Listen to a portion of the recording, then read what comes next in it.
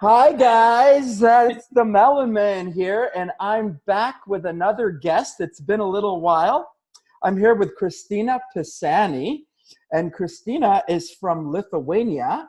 And look at the magic of our internet.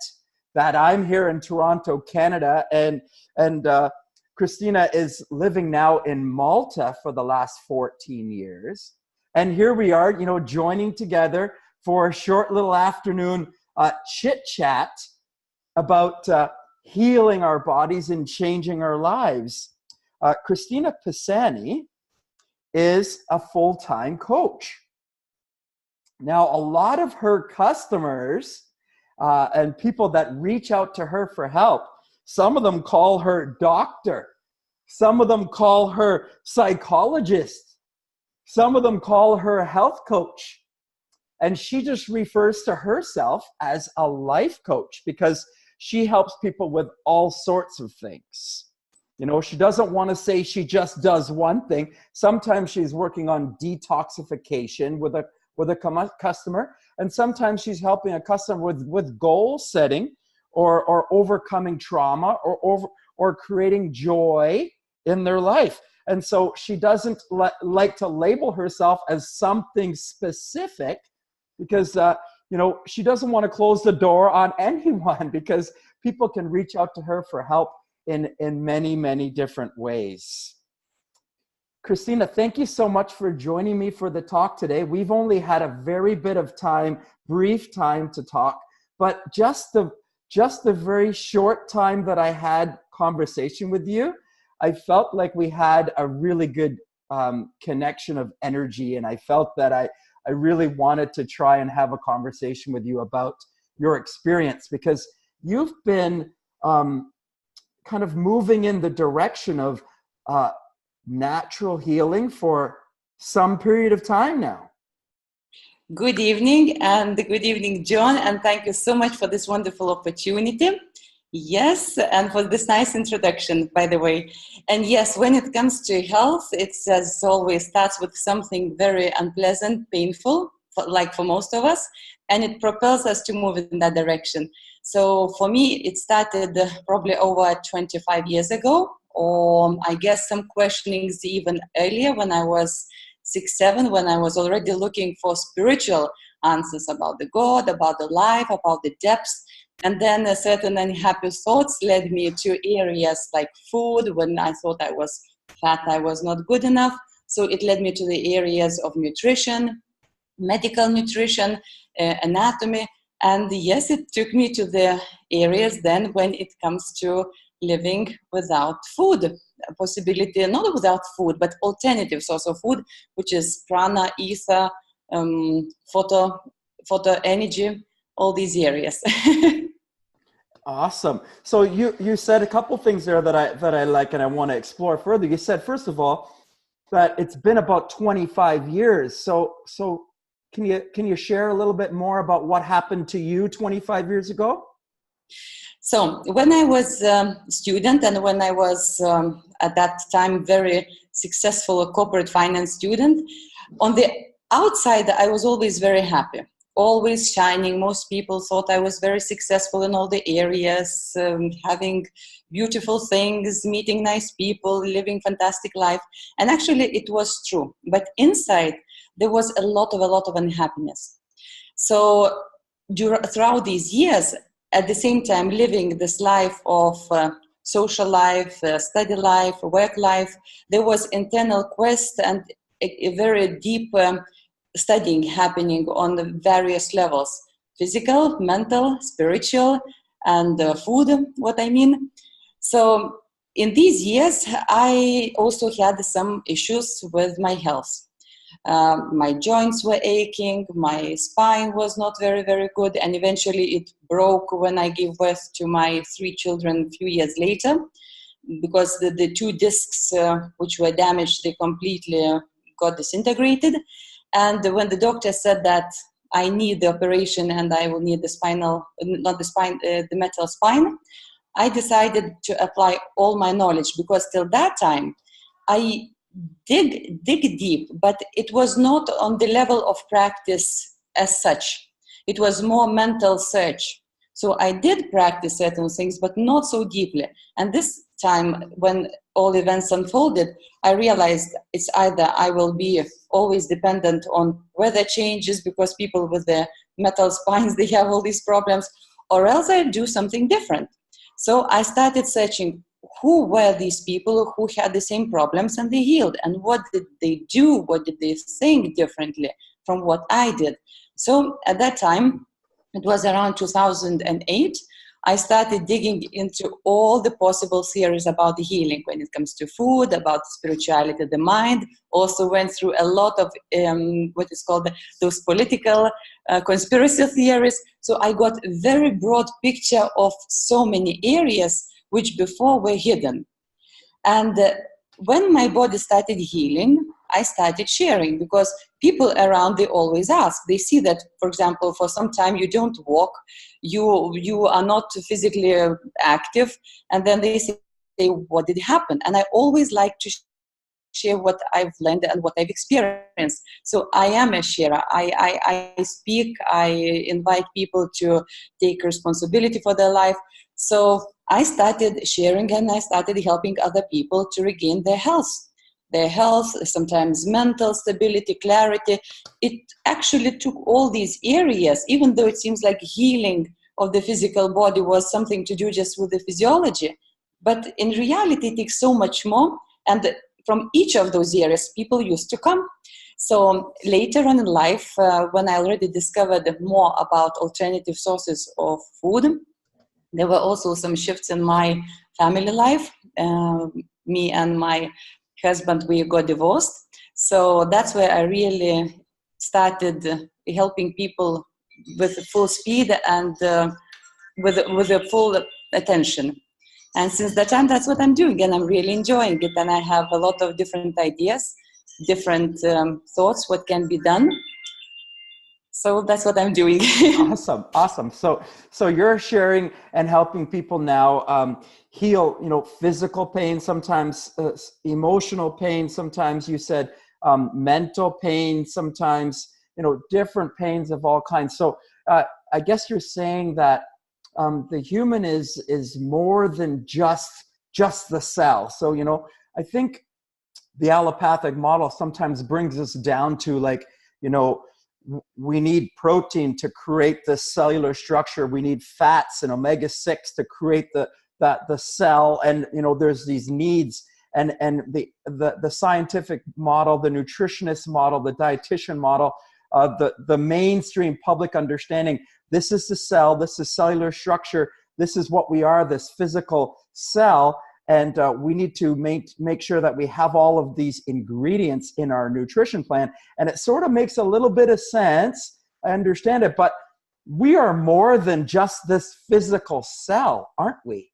Yes, I completely agree with this. And this, to the degree, it's okay to eat, to think about the sugars, fats, proteins, but it's like a circle concentric in a concentric circle. So when you expand more, it's still inclusive, because some people will live in that smallest circle. So these all rules and the laws, they still work at some certain level. But the moment you start discovering that you are neither the body nor your conditioned mind, and there is this part of you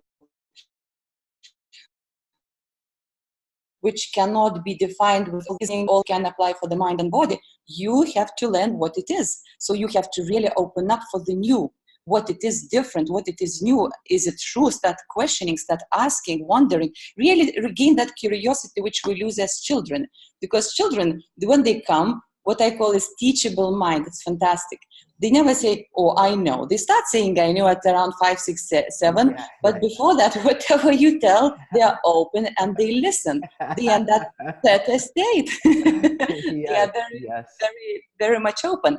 Right. And I understand as well that our people who, even I, when I grew up, as you said, we are taught that the cells, it's all segmented, like parts of body. We are not taught systems and how those systems come to in a bigger system. What are the laws? How do they interact? We are not taught this. So I understand that majority of people find it difficult. But then, as I said, the best teacher sometimes is the pain. So we end up bumping into some sort of pain, and that pain could be physical pain. It could be something physical, or it could be emotional pain, or it could be mental, psychological pain. Yes. Right? Or it could be even spiritual pain. Right. So different aspects to the human being, and the scientific model, the nutritionist model, where we just breaking it down into one a specific part: protein requirement, vitamin requirement, mineral requirement, or just medication, or some way to address one single aspect of the self, this physical aspect of the self, to nourish just the needs of the cell, but have left out the emotional, the psychological, and the spiritual aspects to that being. That cell is just the physical aspect, and we need to address the entire self, a holistic approach. We need to take a more holistic approach to healing, a natural, holistic approach to make healing truly happen. This is the only true, real healing, isn't it? Completely agree. And you know what I find in my practice a lot? That all of these areas, they have some distinct definitions and distinct laws. Let's say something which applies to emotion, not necessarily to applies to the physical expression of the same energy. But people do not have understanding in their minds. Everything is mixed up. They have read so many different books, heard videos, and it's like, spaghetti or a salad in their brain. Yeah. They seem to know everything, but they do not know which knowledge applies to what. Let's say when they, many times they speak about how to bring it together. They don't know how to bring it together. So much knowledge, so much understanding, so much book smart, so much learning from parents and teachers and neighbors and coaches and doctors and nutritionists and exercise experts, and all of this knowledge that's been acquired, but still can't pull it all together into, the simple truth about natural, raw healing. Real, true healing is such a simple science. Yes, I agree. It's simplicity, and sometimes it is difficult to achieve, because what it requires key aspects like focus, like energy, and most people lack. They have everything, but their attention span is extremely weak. Their energy levels in the same focus are also extremely weak. So even they have good intentions to achieve something, but they do not have preparations to achieve those goals. Let's say, many times during the session, we need to dig a little bit deeper into the emotional issues. But to address those emotional issues, when I ask the question, the person, to be able to answer it, has to feel the body. So to feel the body, you have to focus on the body. And they cannot. They hear everything, they start thinking, all of this. The only thing I'm directing their attention to is the feeling of the body. So what we normally do, for the next and different sessions, we prepare focus, literally, that they could do the emotional part, because otherwise it's impossible. So they seem to know, but then the skill sets are not there. And the skill set and the theoretical knowledge is also not the same. That's why it's impossible to pull off if you do not practice. Practice is such an important part. But see, what the world has taught us to be into multitasking. Yes. It's taught us to multitask. While we're driving the car, we're thinking about work. While we're eating the food, we're watching TV. While we're actually doing the work, we're thinking about the argument we had with our relationship. Yes. So we're never present in the place. So the focus has been disturbed and lost. Yes. So just the simple action of teaching somebody how to focus, and this can happen basically just by, practicing in the morning and practicing in the night, first thing as you wake, especially when the mind is very quiet, it's not agitated, it's not distracted. Just practice working on your focus at this time. Yes, agree. Totally agree. Or when you're eating, Bring your Yes. consciousness to your focus on your food.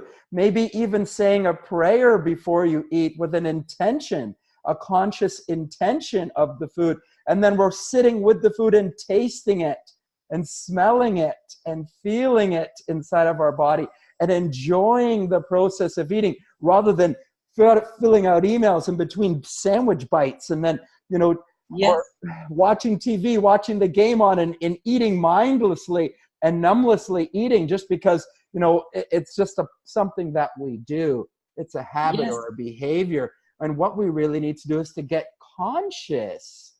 Yes, completely agree. And that causes also a lot of stress. Let's say when we go through as well sessions and we learn to eat, yes? So when people become conscious how they eat, they get even more stressed because they suddenly realize how many thoughts, they cannot relax. Their bodies are so tensed. You know, it takes sometimes 15 minutes to just literally to enjoy that bite of food, because they just cannot even taste. They cannot, as I said, relax completely into the joy of experiencing the food.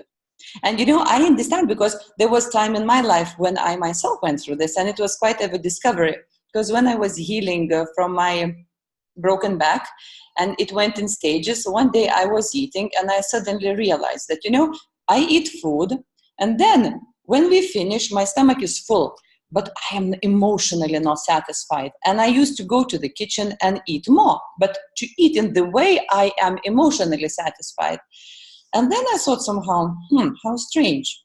Why is it that I'm eating and it seems like nice company, nice people, everything's supposed to be nice, but I'm not relaxed? And I realized that I just cannot as well enjoy the food, because I think maybe this has too much calories, maybe this is already not too healthy, because I went through also levels of nutrition. So when I decided to eat only fruit, and suddenly I have avocado in front of me from which I'm salivating and I want very much, I cannot enjoy it. And it was also a stage when I learned that if I want the taste, I can have any taste I want. But I can have one. I don't have to have the whole, you know, plate of something. So it was, you know, it was quite a discovery, and it took me quite a few years, because during different fastings, I did a lot of also dry fasting, extended periods of fasting. My mind was not ready. So I put myself into sort of pendulum position where I swang from eating, non-eating, overeating, eating, non-eating, then this emotional guilt, you know. And then I realized the whole mastery actually works in few simple things, like enjoying what you eat, really guilt-free, without thinking whether the food is good, is not bad, but learning to hold it in your mouth. And then without fear swallowing it. And then another thing, what I noticed, then you don't need huge quantities, and all the fasting does not become a goal like for so many people. It's a side effect, it's a consequence. You are so relaxed and you are so happy from that bite which you had, for whatever the reason, whether this was memory, whether it was something else for you, but that satisfaction, you know, stays for so long that it's a natural fasting process. So the unfooding process, or the reduction of food, kind of just evolves rather than something you're forcing yourself to do. Yes. I forced myself 10 years. And, you know, it's very difficult, because in 1 year you go 5 kilos, 6 kilos up and down, and you go quite often every few months. So it's very wasteful on clothes. And in general, it's extremely wasteful on energy, because your constant focus is, did I gain, did I lose? Then again, it's like, I'm coach, you know, I should be walking the talk. So it's this whole thing happening. And then eventually I realized, you know, that the only way to get out of it is when you really, without guilt, you enjoy. You learn to manage small quantities, because these small steps, they become big steps without any definitions, good, bad, wrong, right. You know, you just literally dive into that experience, what's in your mouth, what's in your body, what does it trigger. And it's like meditation, you know, because you holding the focus in your mouth, and at the same time you expanding your field and embracing the whole body. So So this is just really becoming present with the food. It's becoming conscious with the food. And it's just like you said, meditation kind of expands from that morning practice and that evening practice to kind of becoming what you're doing throughout the days. It's just you're moving into a more present, conscious interaction with all aspects of your life. This is the Pranic Lifestyle, is kind of loving all aspects of your life, or becoming present with all aspects of your life. And that's what loving someone really is it doesn't necessarily mean you have to do something with someone or even with yourself. If you're giving love to yourself, it's just being. Yes. Being with yourself, being with your food, being with the experience, being with the moment, being present is loving, is giving love to yourself or giving love to somebody else. Agree. You, John, have so much experience in it, and I think we share a lot in this, so I completely agree. Very nice. So, something you said very early on there, you said when you were 7, you were contemplating God. Yes. God is such a big one. I gotta open up this can of worms. People say we shouldn't talk about God and we shouldn't talk about politics, but hey, let's talk about both.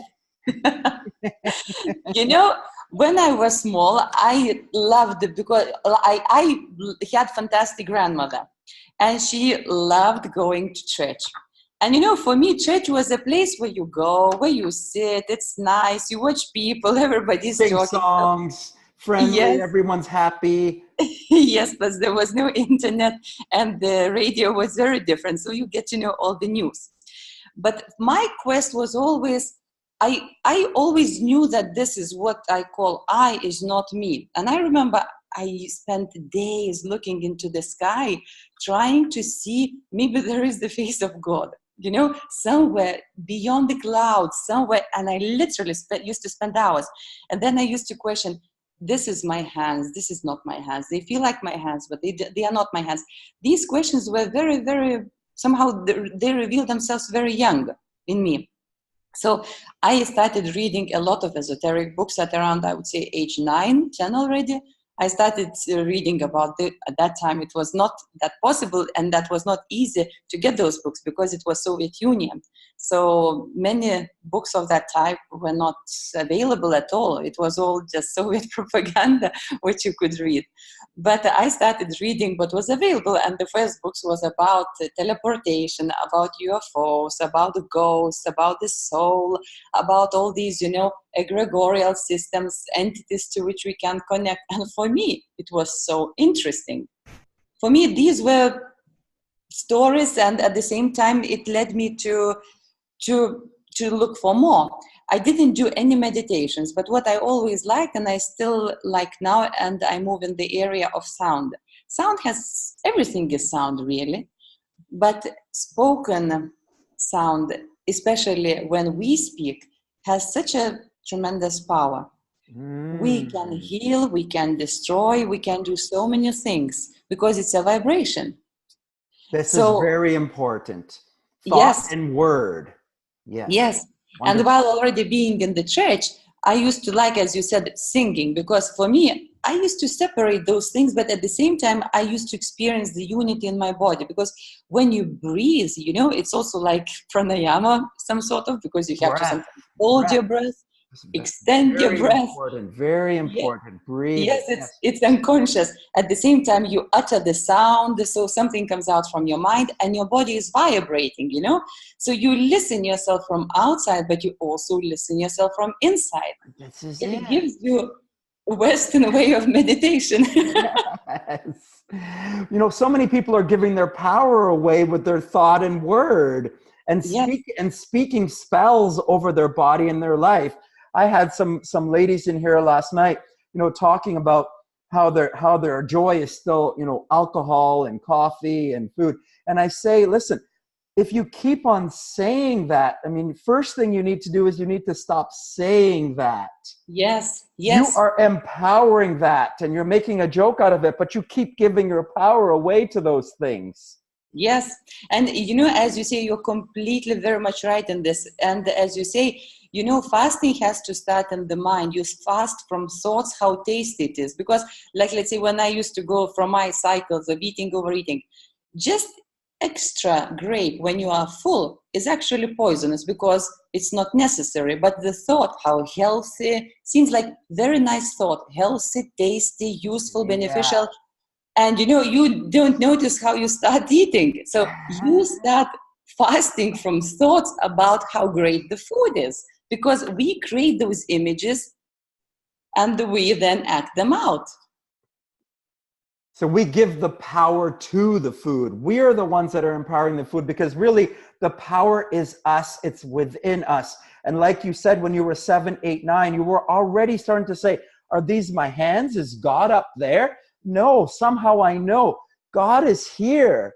God is here. God is inside of me. And the power and the energy of God is me and my choices and my words, and the way that I put my thoughts and energy out is how God is also interacting back with me, so that God can teach me and help me move forward. It's an interaction, a playing with my life. And this is why I need to become present with each moment of my life. And I have to be careful of the thoughts and the words that I put out, because this is how I'm interacting with the God within me and the God around me.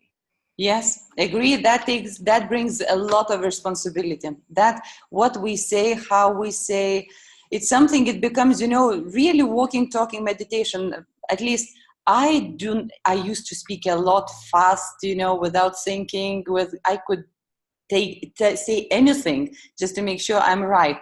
And once I have a very logical mind, it was never a very big problem. But when I look backwards, what was missing love. And at the same time, when you connect, love and the word, you really choose what you say, because it leaves long-term effects, not only on you, but on people around you. And that's one thing which I constantly remind myself. It doesn't happen naturally, but I do consciously very much practice it. So take your time a little bit more with what you want to say, and more deliberate about what a message you're putting out. And you talked about a big one there. You've mentioned it already once or twice, taking responsibility. Yes, because like reflexes, when we respond to life, yes, it could be unconscious, but when responsibility comes, you already conscious enough, because you choose how you respond. It's not anymore on automatic. It's you already feel you have to have that presence a little bit developed in you to be able to choose what's next.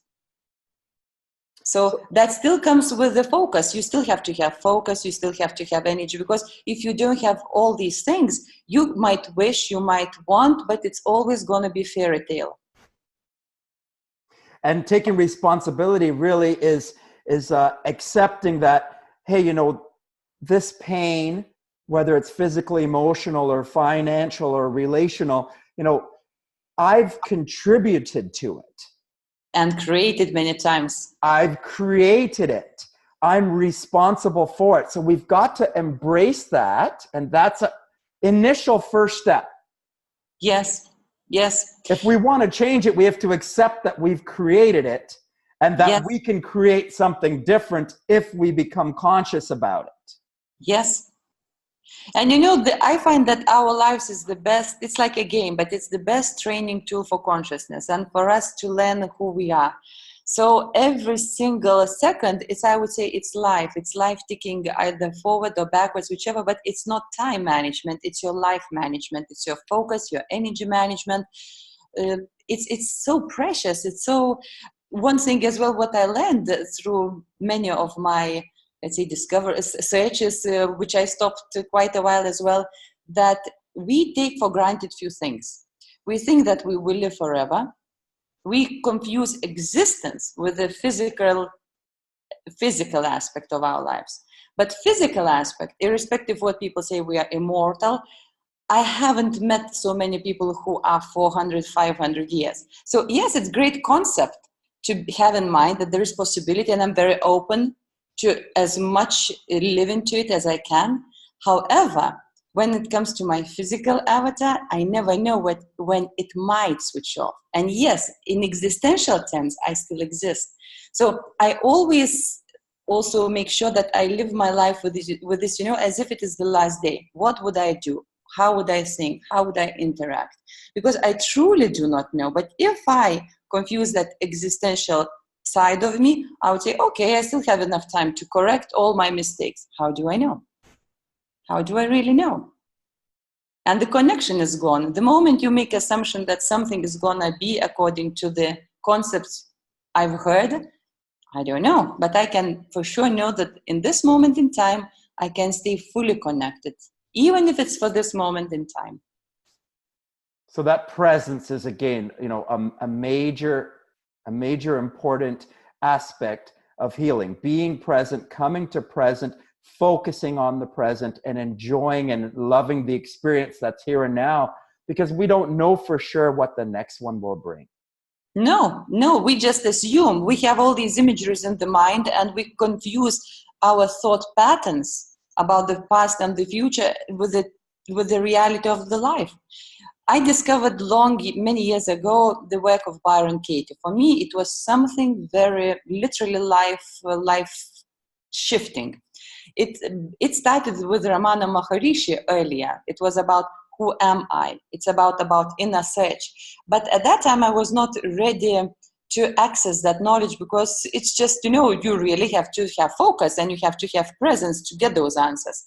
But with Byron Katie, this mental questioning slows everything down. And she uses the method of 4 questions, where you ask and question every thought which comes into your mind. And it really, I started noticing that I lived in the fantasy world. I was never present. For me, it was like a huge eye-opener. It also took me a few years to really sort of master it to the best degree that I can. And I still use a lot of it. But the ideas of the past and future, they seem very real, but they are still not present. Present is exactly what it is. Like, I love the saying, what's your present moment? My present and all my degrees, all my achievements are for this moment, to sit and talk with you. So awesome. Nothing else is there. Awesome. All the concepts are gone. Right. So now, when we start moving in the direction of healing, because we're talking about natural food healing, we're talking about raw food healing, we're talking about fasting. When we start doing these practices to our body, we start becoming present, we start exercising, we start breathing, we start putting the sunlight into our life, we start making contact with the earth. All of these things that we're doing, they all raise energy. Yes, agree. And for me also, at the moment, which area I'm very much moving is the conscious breathing, because what I noticed as well is that food levels, like, vegetarian, raw food, fruitarian, there are a lot of things in between, but many things, many people, when they say, oh, I cannot continue as fruitarian or raw food, is because they took 2 things too quickly. Let's say they never managed the rules of eating. Let's say not overeating, not drinking while eating, Also, you have to do the breath exercises, because when I had my pranic experience, when I look back now, I understood that it was not actually a pranic experience, because I lived on photosynthesis, but I thought at that time it was pranic experience. But I could do that because I did a lot of breath exercises, and I built huge levels of CO2 in my alveoles. And that allowed me to directly connect to the sun and to synthesize. But it felt like, pranic experience at that time. So yes, you have to do all of these things and do them gradually. They don't take so much actually time like most people think. You can do during different parts of your day. Let's say in the morning you do grounding, you do concentration. During the day you can easily do the breath exercises. We always find 10 to 15 minutes in between something when we can engage in some practice and conscious practice, which would speed up our evolution, not just We can also do that, let's say, when we talk. We can completely just concentrate on the speech and on the person who we are talking to. So in this way, we're training our one-pointed focus, which helps in every area. However, in most cases, mind is not that strong, so it will lose its focus. But all of these breath, grounding, sun, they are a must. They're really a must. Because before we transit to the spiral energies, we still have to master the linear energies like chi, like prana. We can't skip to another level. And most people say, oh, why would I need? You need to build the fundamentals because you do it. I know other people. I've been going to a Pranic Festival for the last 3 years, which is being held in Corcoran in Italy every summer. Fantastic place, amazing speakers, great events, and you learn from so many different experiences, not people who just read, but who really live that life, who went through challenges, how they solved it, So they all talk about the same things. You do step by step, consistently, small things like breath, like connecting, like sun, like food, like fasting, but you building it up, it's a must. So I mean, shifting towards this pranic lifestyle, it's about raising up the energy with, a variety of different methods, exercise and breath and fasting and fruiting or liquid meals, or, extending the fast out to a day or 2 days or 3 days and just building that up slowly, yes. Extending the self, because now what we're doing is we're really training the body or retraining the body to gather energy from alternative sources or to manifest energy within itself. So to start actually getting back to recreating minerals, recreating vitamins, recreating hormones within the self from just the breath. So we can take the nitrogen out of the air, we can take the hydrogen out of the air, we can take the oxygen out of the air, and with those materials that are actually just in the air, we can manifest the amino acids that our body needs. Agree? Yes. We can take the water, the fluid that our body needs out of the air. So, but we need to retrain the body, because if the body has been fed 3 meals and 2 snacks every single day for the last 10, 20, 30, 40 years of life, because that's what we've been told is what's healthy, and that's what we've been trained for so long, and that's what we've identified with, and that's what we believe is true. So we've got these mixed up ideas, and we need to break the ideas, and we need to then break the habit of being fed all of this food and nourishing ourselves this way, and actually start re-nourishing ourselves from the light of the sun, from the air that we breathe, or from just releasing the incorrect energy down into the earth by contacting the earth. Yes, right? Agree. Yes, agree. I agree, and I do these things every single day in different proportions because I want to grow. And I guess, as I said, there's one life which I know of, like as my life. And I always think, why not reach for the maximum of it? When people say, oh, I'm just a human being, they always refer to the limitations. But when you say, wow, I'm a human being, and what else is there? What is beyond what you know about the human? That's fantastic. You never know, and there's always something new. And the funny part, what I noticed, the moment I discover something new, I always find a person or a book who already has experience in that. So all my discoveries are for me because somebody already walked that road. Is it not fun and fantastic? To learn and grow, yes. Yes. Learning and loving are the 2 things that will always inspire us, right? Yes, agree. Yes. Agree. So, we're always growing that way. And as long as we keep growing that way, there's always this inspiration and motivation and energy that's coming into life. And if we're bringing that energy into the life that way, then we don't need as much energy to come in from the nourishment from food. So this is all a part of the pranic lifestyle, right? Yes. Learning and growing and gathering information, energy, and love from alternative ways in our life, right? Agree. Yes, completely agree. So you talked about something. Mm-hmm. You talked about something else. You talked about the child and the energy of the child.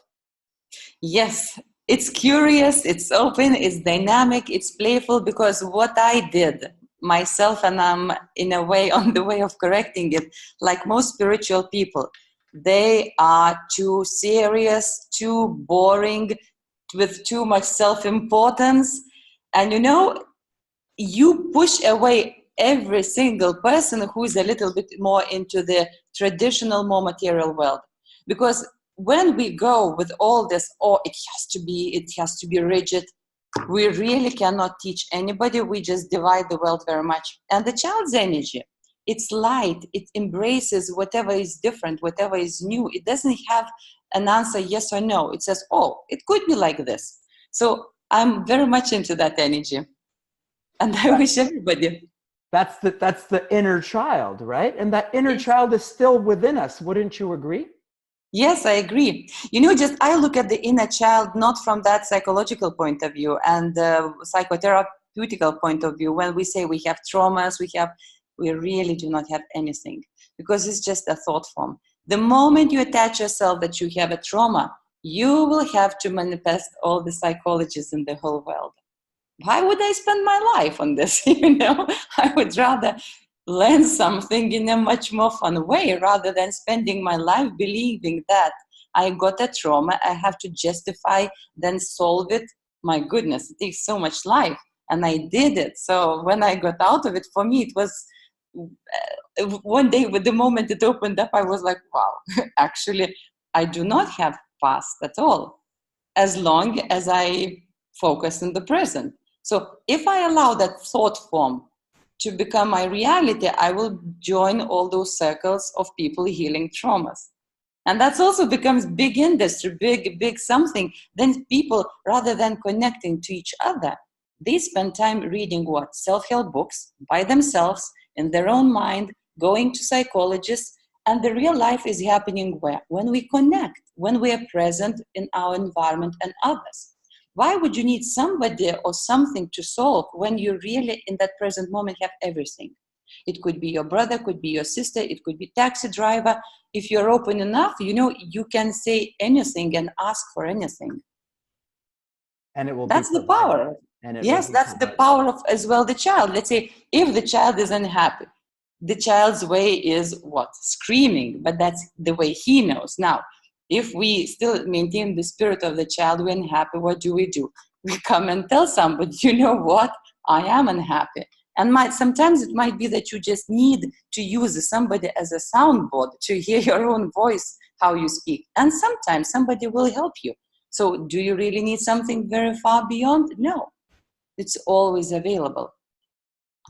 So we can heal ourselves. We can overcome these traumas, and a lot of it can just be done by becoming present. And I like to tell people, with trauma, like if we have fears, sometimes we've had something bad happen, like a relationship breakup, like a loss, or Yes. or like a career loss, or a bankruptcy, a financial trauma, like something like this. A health loss, a loss of health, we lose self-confidence, or if we've gained weight, we've lost self-confidence. Our self-esteem can be down, or if we're afraid maybe to move forward in something that we're passionate about because we're afraid maybe we'll fail. So there's fear. There's fear of success, Yes. fear of failure, fear of judgment, fear of comparison, fear of loss, fear of loss of income. All of this has happened because of something that's happened in our past.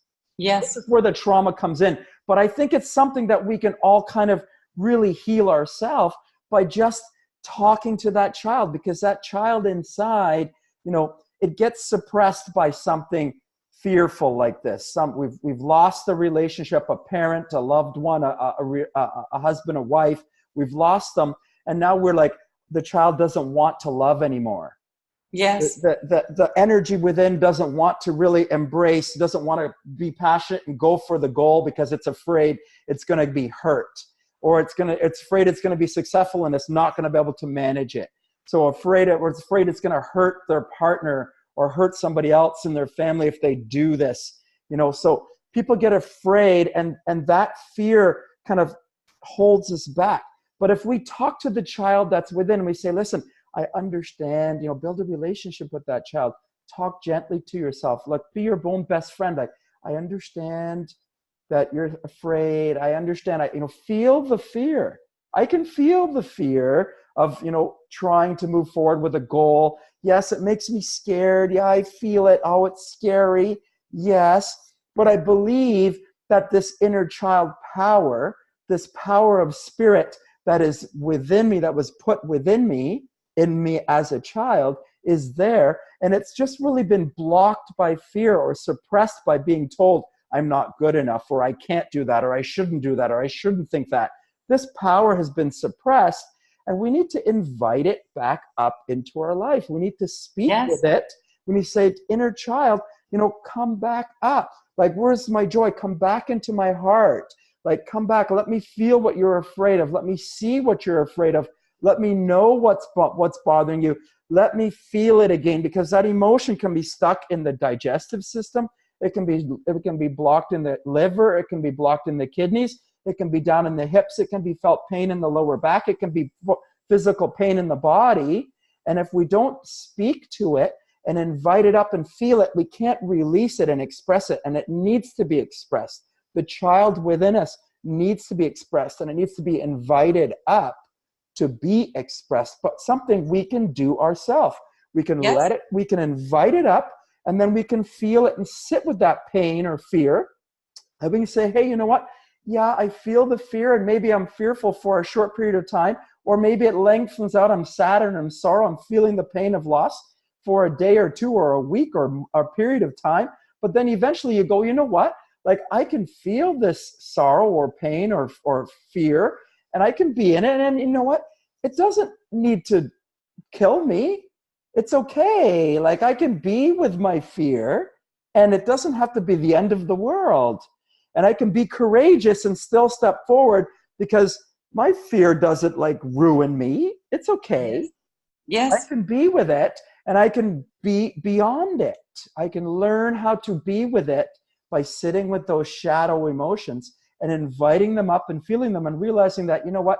It's okay to be sad. It's okay to be sorry. It's okay to be frustrated. It's okay to be angry. I can be okay with that. And sometimes we're not going to be happy all of the time, and we're not going to be, in a perfect place all the time. And that's okay too. And that's not the end of the world if we're sad for a day or a moment. Yes, it's part of learning and part of growing. And initially, one has to fall many times until one stands up and walks. It's the process. But when it is conscious, what we do, I noticed, we do not demand that others do the work, what we have to do for ourselves. Because many people, they expect other people to understand them when they don't understand. So who can better understand you if you can't understand yourself? They go to the different people, they have to ask, who am I, blah, blah, blah. It's your job, and it's the only person who can tell who you. So I'm completely into what you said, and it grows. That's my experience too. We've been identified with this person in our mind, this ego, this person, this social mask that we put out. Like you said, you were in a career and you thought you were happy, like you had the house, or you had the money, or you had the career, you had the job. But that's all social mask. It's all the kind of the front that we put out as who we are. And really, it's the inner child, or the energy within, or the spirit that's hidden down and suppressed within, that we need to reconnect to, invite up, and not be identified with this role, this career, this person, a husband or father or mother, or the detoxification specialist, or it's just the energy of me. And I can actually come and be and sit with just the energy of me, and spend time just quietly in the morning or at the end of the day with the energy of me. Just by being present with me, I move into the space and have time and love and embrace me, the energy. And that's how me, the energy, the child energy, comes up into my life and becomes expressed outwardly in my life. And that is a part of us becoming all of who we are and all of who we must be, and making sure that we are our happy, healthy selves. Yes, because we will always share what we have. If we are grumpy, we will share it in abundance. If we are happy, we will share it because we always radiate what's within. So it's only up to us how that within feels, how that within is, ordered, it's clean. If it's not, nobody can do these things for us. And it's great, like, for example, your show and what you do, because we ourselves discovering, and at the same time we are sharing it. So somebody who is also finding or raising questions, they can find some answers. That's already sharing. And the child is happy all of the time. The child was, if they got angry, they cry, and then they're back to happy again. Right? Yes. So this part is in us, this inner happy joy and energy and freedom and love is within us, but we've just pushed it down because we're afraid to be loving because we may not be loved back, or we're afraid to be happy because other people will think we're crazy, or we've got no reason to be happy. What's our reason to be happy? We don't need to have a reason to be happy. Yes. Happiness can be. Yes, and mostly, it is scary for most people to see happy people. When I was child as well, I can come back to one story, because I once watched my parents and the other people, and I thought, wow. So now I really want to grow up. And I remember very clearly those thoughts. And I said, I have to learn to be serious and angry. I trained myself, John, in front of mirror many days, what it is to look, to write recipes. My mother is a doctor, so I put myself into the mindset, into all the emotions, just to become serious, because I couldn't imagine myself growing up and not being angry, unhappy, and serious. This is taking the ego. This is creating that social mask that you took on, this unhappy persona. You practiced inside, it. Yes, inside. But then what happened, when I look at it, I was happily learning it. At that time, I didn't understand actually that I will grow into it so much. So for me, it was like acting. Child can be anything: a doctor, a lawyer, a thief, anything. There are no dust it off, and then move from one to the next. And so that can be within us, that we can play this role and we can be this person, but then we can also be filled with joy and happiness, and we can reconnect to that free-filled child, right? Yes. That expresses their emotion, and then it's done. Yes, that's exactly what I mean. That's what the life and livelihood means, because if you decide that what perfect is just always something, that's already not perfect. That's already one-sided. It's like frozen image of something. That's boring. The child cries, the child screams, and the child plays. Yes, agree. So now we're talking about family here. I have to bring this up because, you talked about, going through a separation, divorce. What can I ask? I mean, it's very personal. Can I ask why your relationship didn't continue forward? You were working on your child, and your loving, and your coaching, and your detoxification, and I also grew through my stages. Yes, I was growing, but remember I said I took that serious persona thing. And most people who in spirituality, they become very self-righteous. So I became like a preacher. At that time, I didn't notice this, but I really preached. And my family, my ex-husband, he's a fantastic man. I honor, because he stayed with me with all that force, and I can be very strong. I'm very futuristic at the same time. So let's say my ideas are not the average society ideas. I look sometimes a few hundred years ahead, and I see that as normal thing. But at the same time, yes, it was not normal for him. And I could not, for me, it was not interesting anymore. But at the same time, it was his life. So our paths diverged very much. And when it comes to family, you have to be somewhere closer to each other, because you have to connect on a certain platform where you give freedom to each other. And at that time, I cannot talk for him, and I would never talk for any other person, but I was not to that degree that, when we talk about unconditional love, when you freely live and allow somebody else.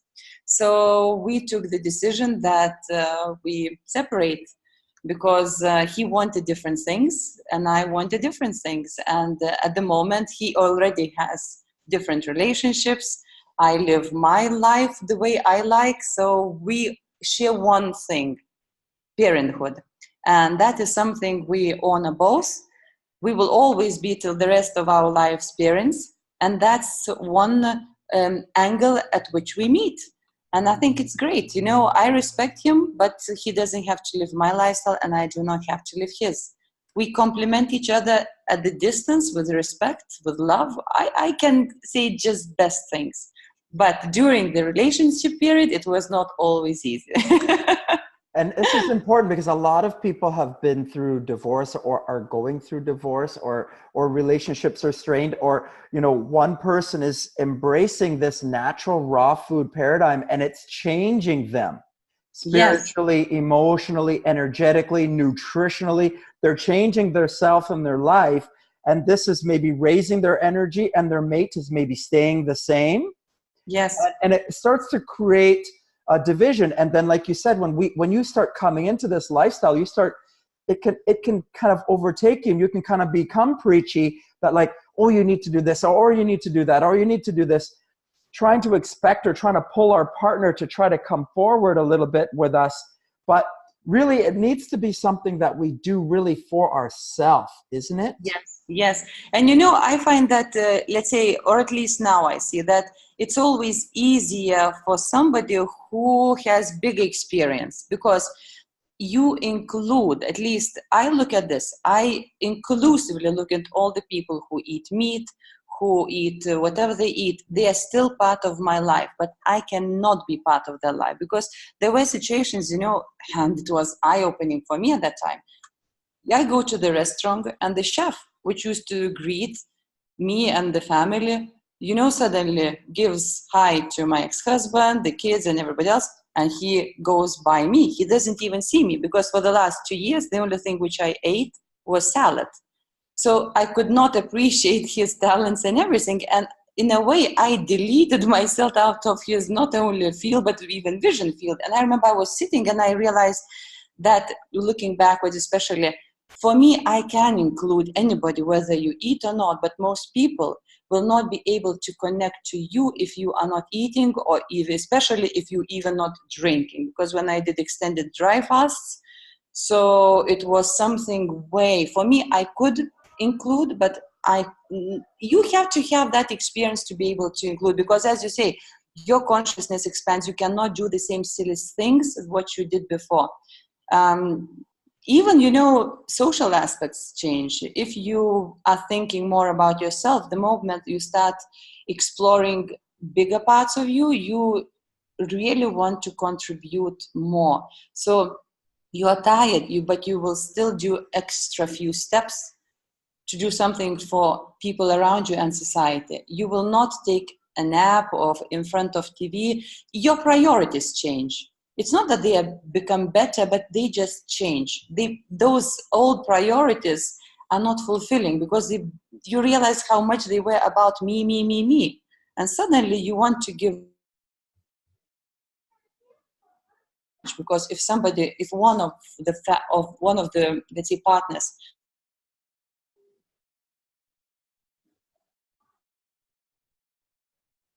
lecture or do something, go for a walk, because TV is not an option. So that in a couple creates big stress. Again, with the way I see, and I help a lot of people, and many people do not separate after I help them, because at that time, again, I didn't know the human needs. And we seem to know those human needs, you know, like security, variety, importance, love, connection, contribution, growth, all of these. But it's just concepts. But when you start looking at your life and seeing what they really mean, it changes the whole perspective for so many people. So when you look at these, most people who are still in that old lifestyle, they are about survival, comfort, about me getting more than giving. And that's changing. So I cannot demand and expect, because when I lived that consciousness, I was the same. I used to sometimes, irrespective that my search started early, but I couldn't hear with my heart. My mind was open. It was packed with information, but there was no marriage between the heart and the mind. And the moment it happens, it leads you to a very different lifestyle. So this one, yes, I understand. And as I said, I meet a lot of people in those phases of transition. However, if they are done at least with one person's understanding, it always ends up great. It's either they stay or they separate, but with respect, with communion, not with he did, she did. These things don't exist. And that's what I call consciousness, because people take really conscious decision. Now, so, I mean, this is it. You got one partner that's become passionate about moving in a natural raw food, maybe unfooding, maybe eating less, maybe dry fasting. These things are happening. The energy's changing. They're moving in a different direction. The other partner is not, should I not pursue my goals or my passions? Because you should, because you know how, if people around you are sick, at least you stay healthy. You do not go old ways. And it took me so many years. It was very difficult. There were many times I stood by myself, but now it's paying off because so many people are coming to me for help. But if I came back to the old ways and said, and there were times when, which I really faltered, I wasn't sure what to do because I felt lonely, I felt alone. It wasn't because of that as well, but at that time I didn't look for connections in the way. So we all go through that package in a way, I think, not maybe all of us, but sort of a little bit, it's a little bit of separating from your codependent relationship, because that's kind of what we've taught, is that, we're supposed to need to have our partner to be in agreement and follow and doing stuff with us. And if they're not, we feel lonely, like we're going through a little bit of a separation phase. But really what we're doing is we're becoming independent and finding the love within ourselves and fulfilling the love within ourselves. And if we do that properly and really lift up that child in love inside of ourselves and become that new loving entity within, then the love starts to express out, and then we become more loving. So I really encourage people to listen, follow that heart and follow that love and follow that healthy cleansing and detoxification process. Even if it's maybe creating a little bit of division, don't stop because you're afraid that you're going to, split up your relationship, or your husband is not doing it, or your wife doesn't want to eat that, or your wife. You can't live yourself, your life, and what's for somebody else. Yes. Plus, if you have key ingredient, joyfulness, whatever you do, people eventually follow. I was not always joyful. I went through so much complaint because so many detox symptoms were some things I didn't do correctly. Because, as I said, I used to read, and many people, what I find out, they speak, but they do not practice. So they give so much rubbish advice. They seem to be knowledgeable, but then I learned to distinguish between those who really live and those who just talk and write articles and have beautiful websites. So when you apply all that read knowledge from somebody like this, you go through hell. And that hell is not inspiring to anybody. So when, let's say, you're all grumpy on let's say, third, fourth, fifth day of emotional stuff is coming up, you're feeling this poor energy, you're expressing, you're exuding poor energy into your relationship, into your family, into whatever around you. Yes. So it's not inspiring. So I was thinking, why do I have to leap so much and destroy everything around me? Eventually, when I look back, I contributed as a very destructive force. So whose responsibility? Mine. I scared people away. How? With ignorance. Now it became practice, so I know exactly what not to do. So now I'm smarter, let's say. But we still have to push on, don't we? Like, even if it does end up in a loss, it's most important for us to work on our own health. It's an absolute priority. And if we don't acknowledge becoming healthy, when we've gotten insight and knowledge to become healthy in the real true way. If we don't follow that path, then we really hurt our own self, our own spirit. Yes. Our own health starts to deteriorate, and we become low energy, low motivation, lethargic, and illness is just going to ensue. It's just around the corner if we don't take action on knowledge and wisdom and insight that's been given to us. Agree. And in a way, there is no way back. The moment you expand, you will always want, because it's so much better, it's so much more expensive. So it's so imprinted in your memory that you will be striving for this. And then the moment you are striving to repeat that expanded state, you will again expand more. So it's always you're going to expand more and more. You got to keep moving forward. You can't stay stuck in that ego, that social mask, and stuck in that relationship and that role as husband or wife or mother or father. You've got to move forward and be your best self. Be that inner child. Be that loving being of light that's within you. Express that loving light that's within you. It has to happen. Yes, agree, John. To finish this off today, we've been talking for a while. I don't want to go too long, but you mentioned a couple things. I just want to see if we can finish off. I just want to finish off with this one thing you said. You talked about conspiracy theories. About what? Conspiracy theories. Conspiracy. Yes, theories. What is it about the conspiracy theory? Like, is it something that we're not supposed to talk about the conspiracy theories, because then we become labeled as conspiracy people? Yes. I don't like to become labeled as a conspiracy theorist, right?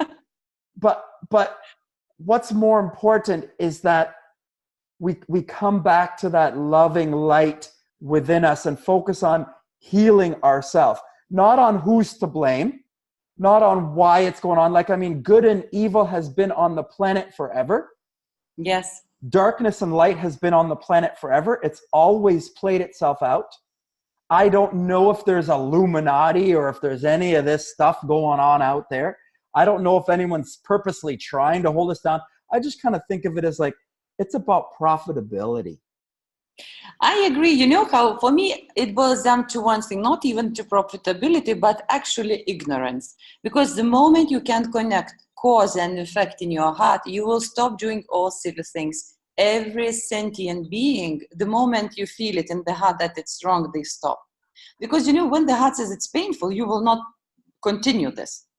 And I always, I also went through those, as you say, Illuminati, all the vaccine theories, many. Yes, all of this stuff that just seems like. Yes. So maybe they exist. I always say. Who knows? Yes. It's not the thing to focus on. This is not where we focus. Yes.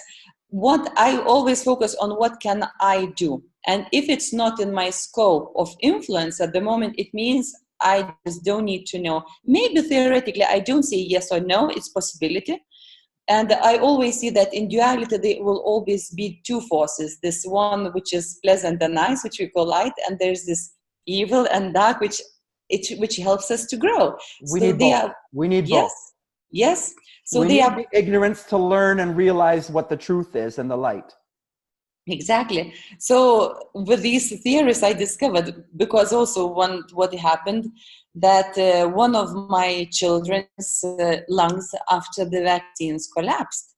And I intuitively felt there was something related to vaccines. And then when I looked at even the leaflet, it says that one of the most common side effects is collapse of lungs. So for me, I dived into the area of vaccines, pharmaceuticals. Pharmaceuticals was never something very new for me because my background is corporate finance. So in a way, I'm familiar with the movement of the money. It just depends on the industry, which is easy also to understand. So for me, it led from one to another. Once you start digging, it's like you discover like onion. It goes on and on and on and on. Yeah.